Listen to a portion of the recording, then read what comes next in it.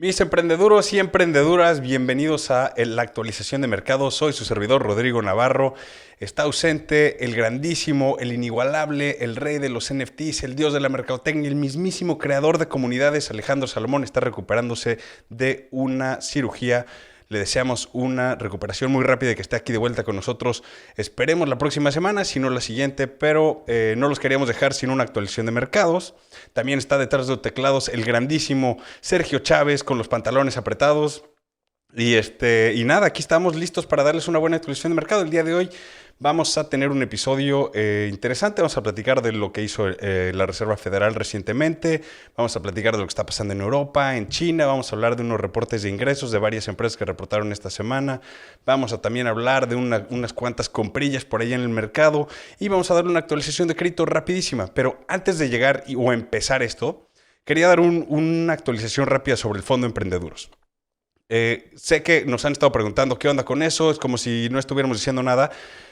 Lo que está pasando es que hicimos, digamos, un upgrade, una actualización a la estructura del fondo, lo que queremos hacer para que sea más accesible a todos, para que opere de una manera más inteligente, y eso nos está tomando un poquito más de tiempo en cuanto a la tecnología para hacerlo accesible para todos, y también en la estructura legal se vuelve un poco más compleja, entonces nos está tomando un poco más de tiempo llegar a eso, pero créanos, estamos en eso, y a todos los que nos mandaron sus proyectos y con los que ya platicamos, por favor, denos un poquito de paciencia, estamos en eso y queremos, que esto sea para beneficio a todos, ¿no? O sea, que todos ganen con esto y que podamos tener el mejor fondo de todos, ¿no? Del mundo, el Fondo de Emprendedores, estamos en eso. Gracias por la paciencia y sin más ni menos empezamos con la actualización de mercados, porque esta semana estamos viendo que los mercados van nuevamente ya a la baja. Se acabó el tren de octubre, que íbamos todos a la alza y que todo ya se había acabado, veíamos el fondo.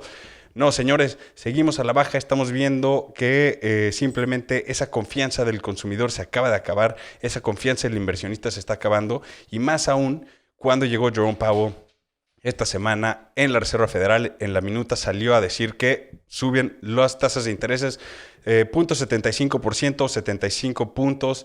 Esto significa que la tasa base de Estados Unidos ya está en 4%.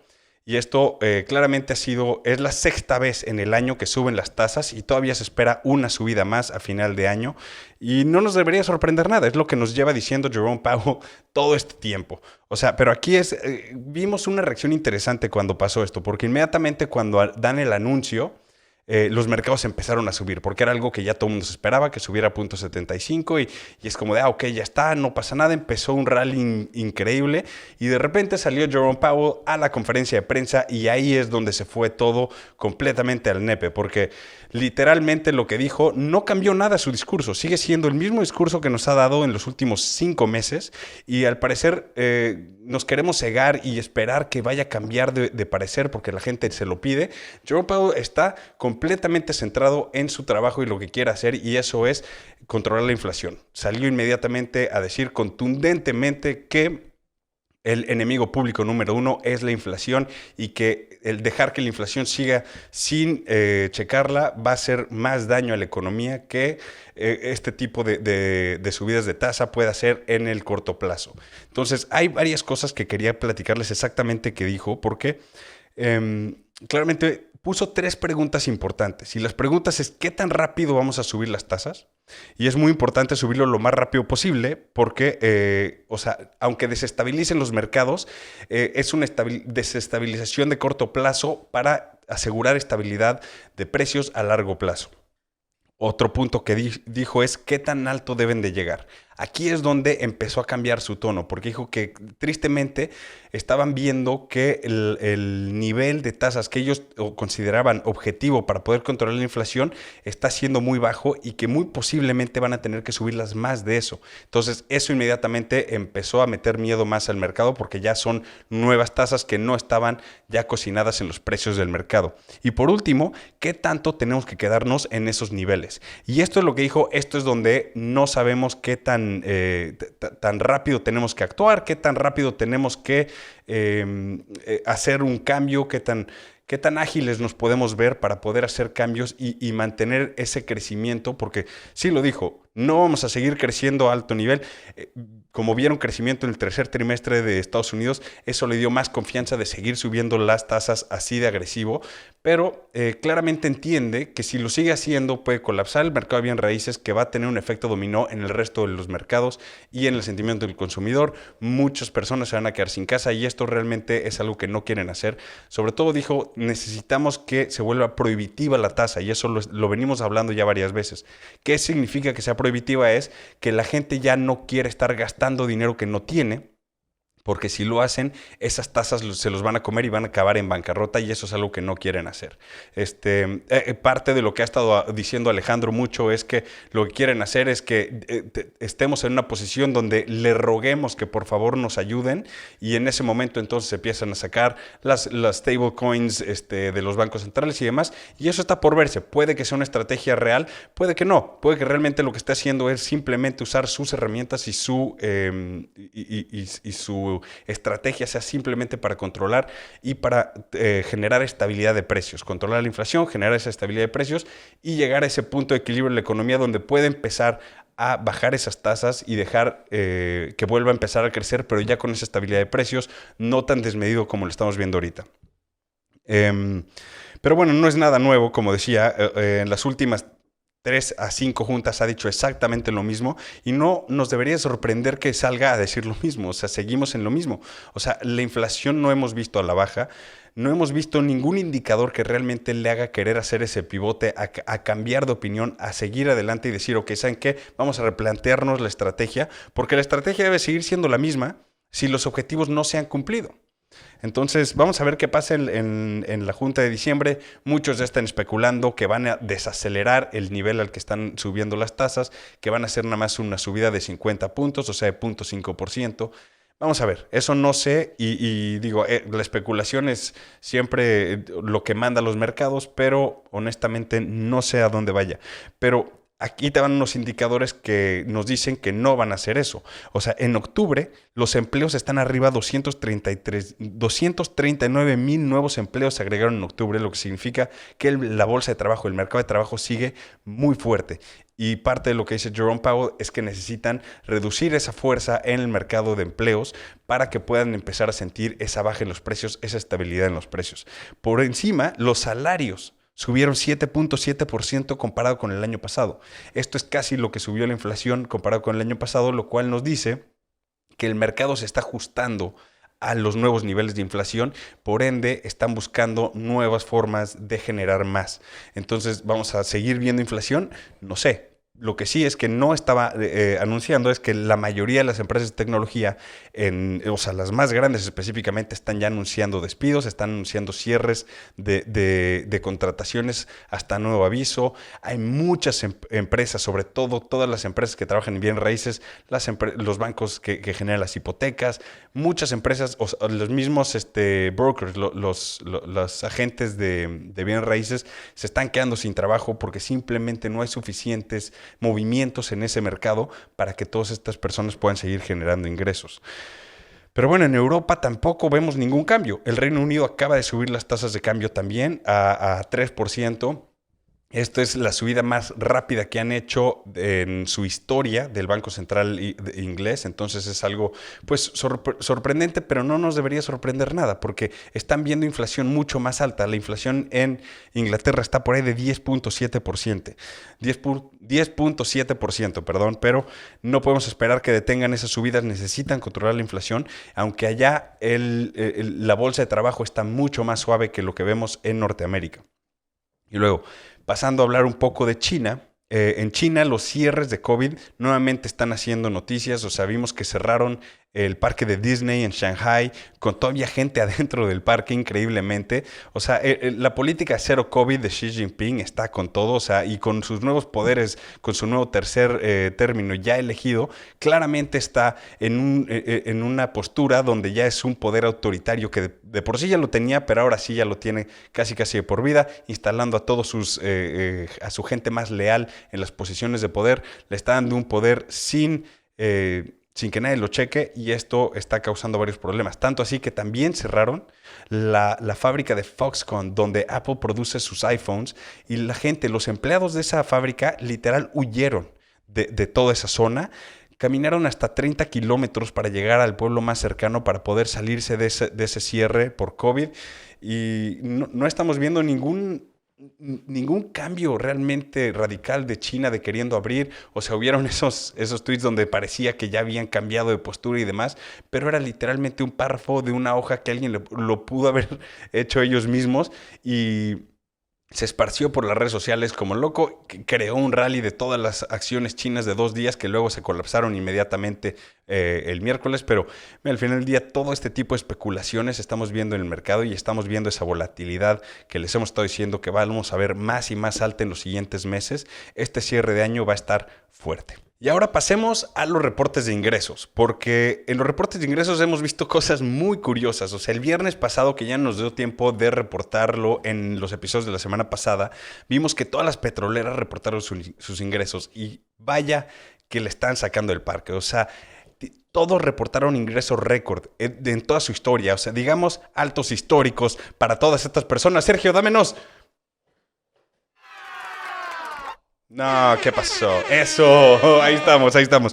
Listo, pero todos, o sea, literal, se reportaron más de 40 mil millones de dólares en utilidades. Olvídense de nada más ingresos, los ingresos fueron una bestialidad, pero dentro de todas estas utilidades que pasaron, o sea, literalmente nada de esto se está yendo a inversión en energías renovables, a inversión en sus propios sistemas, en mejorar, en aumentar producción. ¿Por qué? Porque no está en su interés hacer eso. Su interés es seguir haciendo esta cantidad de dinero, manteniendo el precio del petróleo así de alto y que todos nosotros suframos porque ellos están ganando. Y en la grande, o sea, un poco de perspectiva en esto, porque en los primeros 6 meses del año, las empresas petroleras se gastaron más de 20 mil millones de dólares en dividendos y en recompras de acciones.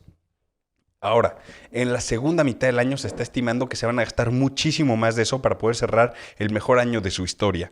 Entonces, o sea, en conjunto, estamos viendo una baja del mercado masiva este año, ¿no? O sea, todos están abajo, las empresas de tecnología súper castigadas, el S&P, el Dow, el Nasdaq, o sea, todos abajo. Las empresas de petroleras más grandes del mundo están arriba 37% este año. Solo para que entiendan en qué punto estamos, o sea, qué tanto nos están exprimiendo como sociedad y al final del día ellos están ganando en todos los sentidos. Pero no quiero decir que se los dijimos, pero se los dijimos. Aquí en Emprendedores les dijimos a principios de años cuando estábamos viendo qué tipos de inversiones teníamos que hacer, ¿qué dijimos? Las petroleras, porque este año va a estar difícil y sobre todo cuando empezó la guerra entre Rusia y Ucrania, las petroleras han visto un alce histórico y, o sea, como les digo, no les quería decir, se los dije, pero se los dije. Bueno, después platiquemos de Uber, porque Uber está curioso su reporte de ingresos, porque superaron las expectativas con ingresos de 8.340 millones de dólares en ingresos, pero presentaron una pérdida de 1.200 millones de dólares, de los cuales 512 millones son de ajustar el valor de sus inversiones, o sea, como la inversión en Didi, como varias inversiones que les ha salido muy mal, es ajustar el valor presente de sus acciones y pues es una pérdida, digamos, en papel de 512 millones de dólares, no es una pérdida de flujo de efectivo, pero sigue siendo una pérdida. Pero realmente estuvo curioso su reporte porque ellos anunciaron que que crecieron sus ingresos 72% este año, o sea, este trimestre comparado con el año pasado. Y sí, eso suena bastante impresionante. O sea, cuando lo escuchas, sí dices, puta, 72% más que el año pasado. Y eso que el año pasado, en el tercer trimestre, ya estamos empezando a ver la reapertura de la economía. Sí dices, es muchísimo. Sin embargo, en el Reino Unido, el gobierno le pidió que tomen en cuenta el precio del viaje entero, no nada más la parte que ellos se quedan después de que le pagan a los choferes como parte de sus ingresos totales. Esto hace que inmediatamente el precio, o sea, sus ingresos crezcan exponencialmente.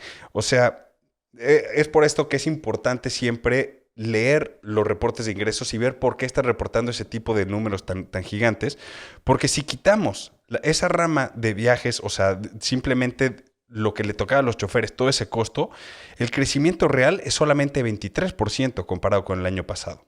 Entonces, o sea, apenas están llegando a niveles prepandemia con esos niveles y quitamos ese dinero que están reportando como ingresos que realmente no son ingresos. Entonces, lo que sí es que comparado con prepandemia, lo que sí tienen sus ramas mucho más exitosas son la de envío de comida a domicilio y el transporte, o sea, básicamente no transporte de personas, sino el de, ¿cómo se llama? De logística, o sea, que estás mandando paquetes o lo que sea. Eso ha crecido bastante. Obviamente después del reporte de ingresos, cuando reportan que están arriba 72% comparado con el año pasado y demás, pues sí, sus acciones crecieron, o sea, subieron casi 11%, pero después del mercado, esta baja y todo lo que estamos viendo, solo están arriba 1.5% esta semana, así que pues creo que la gente se está empezando a dar cuenta de este tipo de, de reportes un poquito, pues digamos, no éticos. Eh, Aparte, siguen perdiendo dinero. Dicen que ya están cerca de la rentabilidad, pero llevan diciendo esto ya un par de años. Entonces, hasta que no vea yo que ya son rentables, no sé qué tanto les creo. Pero de ahí pasemos a Airbnb, porque es otro que también superaron expectativas en ingresos y en utilidades, y aún así cayeron fuerte, porque superaron ingresos con ingresos de 2.900 millones de dólares en el último trimestre, que es más de 29% que el año pasado. Es su trimestre más, o sea, más alto en su historia, y superaron las utilidades por 25%. Este es el cuarto trimestre seguido que están superando expectativas, y el problema es que han perdido, como acción, han perdido cerca de 40% este año. Es algo bastante increíble, pero el problema fue que reportaron que su cierre de año va a ser mucho más flojo de lo que esperaban. ¿Y qué tanto más flojo? Casi 1.100 millones de dólares menos en ingresos que lo que se estimaba. Esto es, inmediatamente cuando dijeron eso, sus acciones cayeron hasta 13% en el día y 18% en la semana. O sea, están muy castigados. Es una empresa que va a seguir creciendo, pero claramente estamos entrando en una época de recesión muy difícil, y Airbnb es una de esas empresas que va a estar en una posición bastante delicada, porque son los gastos extras, no son la gente que está queriendo salir de viaje, que las experiencias, que esto, y lo primero que deja de hacer la gente cuando no tiene dinero extra es viajar. Entonces vamos a ver vamos a ver qué tan bien les va o qué tanto pueden navegar ese tipo de mercados, pero por ende los inversionistas no están muy emocionados de ellos y los castigaron bastante esta semana. Después pasemos a hablar de Robinhood, porque Robinhood tuvo ingresos totales de 361 millones en este trimestre, que es 14% más que el año pasado, lo cual deberíamos decir muy bien, ¿no? Aún así, presentaron una pérdida en el trimestre de 175 millones. Entonces, dices, siguen perdiendo, pero también, muy buena noticia, fue mucho mejor que la pérdida del trimestre anterior, o sea, del segundo trimestre del 2022, que perdieron 295 millones. Entonces, van mejor, pero siguen mal. Entonces sus costos operativos bajaron 125 millones comparado con el año pasado, lo cual es muy bueno, pero la mala es que perdieron 1.8 millones de usuarios. Eso es algo pésimo para Robinhood, que requiere de ese uso constante de los usuarios. Sin embargo, sus depósitos totales están arriba de 17%. Entonces significa que se deshicieron de muchos usuarios que nada más no estaban o invirtiendo bien, y están generando nuevos inversionistas que tienen más capital, y eso les ayuda más, porque solamente sus ingresos en depósitos, en dinero, digamos, no invertido, ha crecido cerca de 17%, lo cual es excelentes noticias para ellos. Entonces, es un poco mezclado todo su reporte. Los inversionistas realmente no sabían si apoyarlos o castigarlos. Están bastante planos en la semana.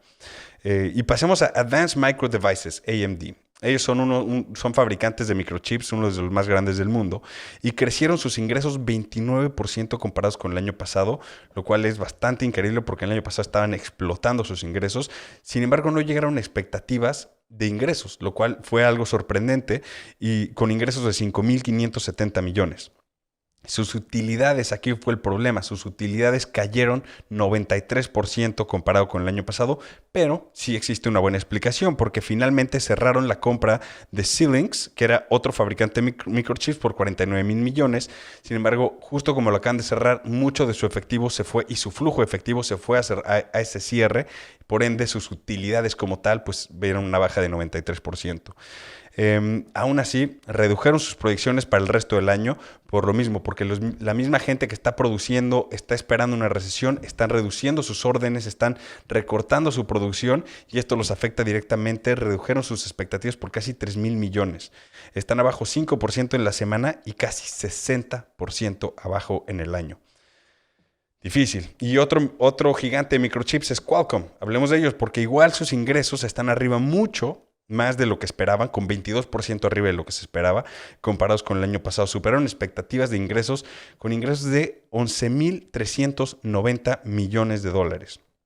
El problema, igual que AMD, es que prevén una baja importante al cierre de año y para comenzar el año que viene, y al decir eso, obviamente los inversionistas los castigaron, sus acciones cayeron 7% después del anuncio y están abajo 37% abajo en el año. Así que los fabricantes de chips, con todo y que este dinero gratis que viene del gobierno, con el CHIPS Act y con todo lo que está queriendo hacer el gobierno de Estados Unidos, siguen sufriendo porque no están viendo esas órdenes, no están viendo esa rotación del inventario que tienen, digamos, estacionado, y están previendo que mucha gente le está cancelando órdenes, están viendo muy difícil el ambiente económico al futuro, por ende están viendo muy difícil su crecimiento a corto plazo, por ende los inversionistas lo están castigando todavía más. Y eso es todo en el reporte de ingresos. Ok, pasemos a hablar de por qué Blackstone, el fondo más importante del mundo, el más grande, digamos, compró Emerson Electric. ¿Y quiénes son? Porque Blackstone, como les decía, el fondo más grande del mundo, hace una compra interesante porque compró el 55% del departamento de tecnología climática de Emerson Electric. Emerson Electric es una empresa literal que se dedica a todo lo que trata con energía, pero es una empresa que desarrolla software, que desarrolla la tecnología, tiene un equipo de ingenieros súper avanzados que realmente han estado trabajando día y noche en todo lo que es tecnología, pues de clima, de energía, de cómo calentar y enfriar una casa, todo lo que es aire acondicionado, todo ese tipo de tecnología avanzada. Emerson Electric es un pionero de ellos, es un Fortune 500 company, valen como 60 y tantos mil millones de dólares, si no me equivoco, si no están en los 40, son una empresa gigantesca. Y increíblemente, este departamento es parte de la innovación y eficiencia del consumo de energía. Y es parte de lo que Blackstone le está apostando mucho, porque entienden que ahorita estamos en un ambiente donde el petróleo y el gas natural siguen siendo reyes y demás, pero Blackstone es un fondo tan grande que puede hacer inversiones a muy largo plazo, entendiendo que el futuro sigue siendo la eficiencia de la energía y nuevos modos de energía, y aunque sea las mismas energías que estamos usando de fósil, el chiste de que tengas esos nuevos departamentos eléctricos donde puedes tener mejor eficiencia, eso es lo que muchas empresas y muchos hogares y muchos gobiernos van a estar invirtiendo en y apoyando a que funcione para ser más eficiente con la energía que producimos, simplemente por el bien de todos nosotros, ¿no? Pero honestamente es una apuesta gigantesca a la eficiencia, hasta para los coches. Es increíble. Estuve leyendo bastante de lo que es Emerson Electric y de lo que están haciendo en su departamento de eficiencia de tecnología climática. Y honestamente, si pueden, échense un clavado, investiguen Emerson Electric, es una gran empresa que seguir. Y el hecho de que Blackstone esté comprando 55% de ese departamento específicamente, significa que solo ahí tienen patentes increíbles que están apostando a que pueden cambiar la manera en la que entendemos la eficiencia energética, en la que usamos nosotros como consumidores finales la energía. Y bueno, antes de pasar al update de cripto, quería contarles una última cosa, y tenemos que platicar de redes sociales, porque ha habido muchos cambios recientemente en redes sociales. Vimos que Elon Musk finalmente finalizó la compra de Twitter por $44 mil millones el viernes pasado. Literalmente estamos viendo muchos cambios. En una semana ya hubieron muchos cambios institucionales dentro de Twitter y cómo va a estar funcionando. Elon está sacando teasers de qué es lo que quiere hacer y demás. Pero si quieren un poco más de opinión de por qué es bueno que Elon compró Twitter, chequen el video que sacó Alejandro en su canal de Alejandro Salomón Emprendeduro, hablando de Twitter específicamente y por qué es bueno que Elon lo compró. Está bien interesante y es una gran opinión. Concuerdo en mucho en las cosas que está diciendo Alejandro.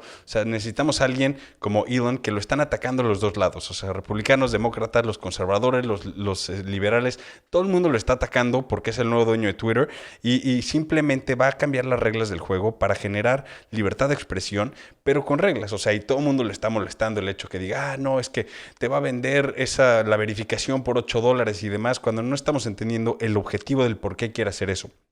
Está queriendo eliminar la anonimidad en Twitter. Está queriendo eliminar ese problema de que puedas estar insultando, que puedas estar siendo muy agresivo en un foro público, digamos, sin repercusión alguna. Lo que te va a dar esta verificación no es nada más para gente pública y demás.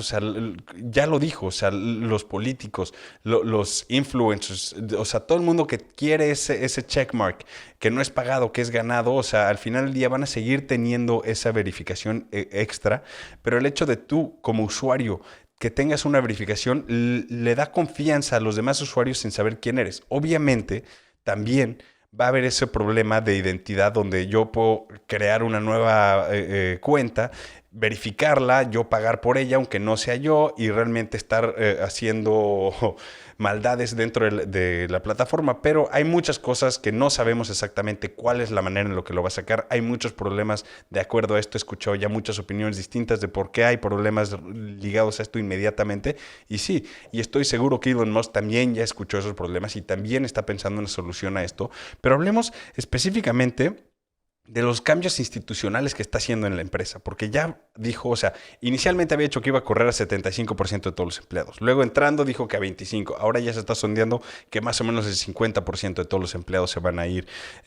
O sea, claramente quiere hacer cambios importantes dentro de Twitter porque simplemente necesita hacer un cambio de cultura, hacer un cambio de energía, hacer un cambio completamente de su status quo, de cómo estaban acostumbrados a trabajar, porque ya no es lo mismo. Ya es una empresa completamente distinta, ya es privada. Elon es literal el jefe de jefes porque es el director general, quitó lo que es la junta de consejo y sigue siendo él la única persona ahí. Todo esto, al mismo tiempo, él también dijo, esto es temporal. Estamos haciendo una reestructura donde entonces vamos a tener ya el nuevo modus operandum en los siguientes meses. Entonces no nos desesperemos, entendemos que es Elon Musk, sabemos que trae buenas ideas y lo que quiere es el mejoramiento de la sociedad en general. No está buscando que los republicanos o que los demócratas o que los conservadores o los liberales en cualquier país del mundo tengan más éxito. Lo que quiere es tener comunicación entre los bandos, porque hemos llegado a un punto en donde nos estamos sesgando tanto que ya ni siquiera queremos entender a las personas que están del otro bando. Los empezamos a demonizar y empezamos a pensar que ya ni siquiera son personas, que lo que piensan es ridículo y que no tiene ni siquiera valor su opinión. Y eso es algo muy peligroso donde estamos llegando. Elon Musk llegó en el momento perfecto antes de que llegara ese catálisis, no sé, ese evento que hubiera creado una guerra ya real. Esperemos que todavía sigamos a tiempo y podamos cambiar esto, pero es increíble el timing, porque justamente esta semana, creo que el lunes o martes, salió uno de los directivos del FCC, que es el Federal Consumer es una rama del gobierno que literal lidia con todo lo que son los consumidores y los productos directos al consumidor y demás. Y estaba hablando o sea, pidiendo lo que pidió Donald Trump hace 3 años, que es literalmente eliminar TikTok de Estados Unidos. ¿Por qué? Mucha gente dice, no, por los datos que van directamente al gobierno de China y demás. Y los datos no importan. O sea, ¿qué va a hacer el gobierno de China con tus datos? O sea, que estás en tu casa o a dónde te mueves y eso no importa. Lo que tiene es acceso a la juventud del país y a toda la juventud del país, y puedes tener acceso a cambiar la forma de pensar de la gente de una manera muy fácil, porque sabemos que las campañas de desinformación existen, sabemos que son algo real y TikTok, teniendo ese acceso, pueden ellos crear sus propias campañas de desinformación de acuerdo a lo que le convenga al Partido Comunista de China para desestabilizar la sociedad americana o la sociedad mundial, digamos, en lo que a ellos les conviene, y en ese momento se vuelve un riesgo ya de seguridad nacional, porque literalmente tienes acceso directo a las mentes de toda nuestra juventud. Eso ahí es donde está el problema serio y donde tenemos que repensar por qué estamos usando TikTok cuando hay tantas otras formas de entretenimiento. Entendido que mucha gente ya tiene millones de seguidores ahí, no quiere que esto pase y demás, pero simplemente no podemos permitir que un gobierno extranjero pueda cambiar o permear, literal, crear propaganda para nuestra propia gente y cambiar la forma en la que nuestra gente está pensando. Entonces es algo interesante ver ahí cómo está funcionando, pero se va a desenvolver de una manera interesante porque algo tiene que pasar. No sé qué ustedes opinen, pero déjenos en los comentarios acá abajo. Y para finalizar, vamos a platicar un poquito de cripto porque con todo y que no está el rey de las criptos, Alejandro, para darnos su análisis de mercado de criptos. Estamos viendo una baja igual que en el mercado. Ya están rompiendo esos suelos. Sin embargo, todavía no se me desesperen. Hay varias noticias de cripto que quería tocar, pero específicamente una que fue que Doge está yéndose a la luna. ¿Y por qué? obviamente por ese FOMO, por ese literal, esa especulación de que la gente cree que literalmente ya, como Elon es un gran proponente de Dogecoin y, o sea, es parte es un troll, o sea, sigue empujando esta moneda que sigue siendo una burla, o sea, la gente empezó a pensar, hey, todo van a integrar Dogecoin con Twitter y puede que sí lo sea, puede que sí integre Dogecoin con Twitter, pero eso no significa que Dogecoin va a valer más. O sea, recuerden que la cantidad de monedas que existen es infinita, o sea, es literal infinita. O sea, no tienen en su white paper cómo controlar la cantidad de monedas que se imprimen. O sea, hay muchos problemas con Doge, aunque está chistoso y todo, pero en esta semana llegó a subir hasta 150%, lo cual está muy curioso. Pero obviamente ya empezó a bajar, ya la gente empezó a ver que pues, no va a ser algo inmediato, no es algo que aunque lo haga va a ser rápido. Y aquí es donde la gente, pues estamos viendo, la gente no está dispuesta a esperar para tener esas ganancias. Entonces mucha gente ya está vendiendo, tuvieron ese 100% de ganancia y dijeron muchas gracias por participar y hasta luego. Pero también hay otras noticias, específicamente Hong Kong legalizando las criptos. Y esto es muy sorprendente porque es un territorio chino. Y ellos anunciando que están planeando legalizar las criptomonedas dentro de su territorio y dejando que su zona independiente, digamos, como ellos se llaman, sea un safe haven para todo el Web3 y para las criptos y demás, para poder competir directamente con Singapur en Asia en cuanto a, digamos, inversión de empresas en criptos, está bastante interesante, pero el riesgo es altísimo porque sigues bajo la lupa de China, que todas las criptos están completamente ilegales en China, específicamente porque ellos quieren promover el yuan digital. Entonces ahí es donde está el problema serio de lo que está haciendo, pero Hong Kong tiene el stock, la bolsa de valores, o sea, el sistema bursátil más grande de todo Asia. Y dijeron que van a probar 2 ETFs, que son Exchange Traded Funds, que son los fondos que pueden comprar cualquier cosa. Y estos fondos van a estar comprando futuros de Bitcoin y Ethereum y van a estar cotizándose en el Stock Exchange, en la bolsa de valores de Hong Kong, lo cual es un gran paso para cripto y algo muy interesante a ver qué va a pasar en China, porque no sé si Xi Jinping vaya a quedarse con las manos cruzadas y diga, sí, no pasa nada, ustedes hagan lo que quieran, cuando él ya claramente dijo que todas las criptos eran ilegales en China. Entonces, interesante ver qué es lo que va a pasar. Pero bueno, y por último, vamos a platicar el por qué los mineros de cripto están colapsando. Esto es algo bastante interesante porque ya lo platicamos en los últimos 2 episodios y la semana pasada fue Core Scientific quien dijo que ya no tenía liquidez para operaciones, para el cierre de año y que estaban considerando bancarrota y que tienen que vender todos sus holdings en Bitcoin y que ya tienen que salirse porque necesitan ese flujo. Y esta semana fue Argo Blockchain, quien había anunciado una venta de acciones por... Calen cómo querían salirse de sus problemas de liquidez. Anunciaron una venta de acciones por $26 millones, la cual acabaron cancelando o sea, literalmente todos sus inversionistas fue de no puedes hacer eso, nos vas a diluir, no estamos de acuerdo. Empezaron literal a revolucionarse y a pedir que el director general renunciara, bla, bla, bla. Entonces acabaron cancelando esto y en cuanto cancelaron la venta de estas acciones, su acción colapsó hasta 50%. Están abajo 97% de su pico por ahí de noviembre y posiblemente también van a tener que declarar bancarrota porque ahora nadie les quiere prestar dinero. No van a poder revivir esta nueva venta de acciones porque ahora tendrían que vender muchísimas más acciones, o sea, casi 52 millones de acciones para poder realmente salir de esto y tristemente los está poniendo en una situación muy difícil y es como una tormenta perfecta porque hay de todo, los precios de energía a la alza. Países en Europa y China y donde estaban produciendo y minando están prohibiendo el minado de Bitcoin y bueno, en general de todas las criptomonedas, específicamente en Europa por el alto uso de energía que tienen y aparte las criptos siguen a la baja. Entonces, lo que están minando vale menos. Con lo que minan, que son sus insumos, la energía está a la alza y simplemente los está apretando hasta un punto donde realmente están colapsando casi todos. Entonces, la manera de encontrar liquidez ahorita es probablemente muy escasa y es muy posible que sí colapsen. El problema aquí es que si colapsan estos mineros gigantes de criptos, los hash rates que estamos viendo van a bajar aún más también, porque entonces tienen menos validadores alrededor del mundo, tienes menos poder de computación en todas las cadenas y esto puede crear un problema más serio para cripto, lo cual puede colapsar los precios mucho más grave de lo que debería de ser.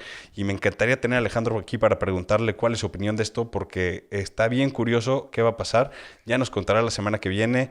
Pero sin más ni menos, esto es todo. Soy el servidor Rodrigo Navarro. El grandísimo Alejandro Salomón se está recuperando de su cirugía. Deseémosle muy rápida recuperación, los mejores deseos para él. El grandísimo Sergio Chávez detrás de los teclados. Muchas gracias por su atención, muchas gracias por acompañarme y nos vemos la semana que viene. Gracias.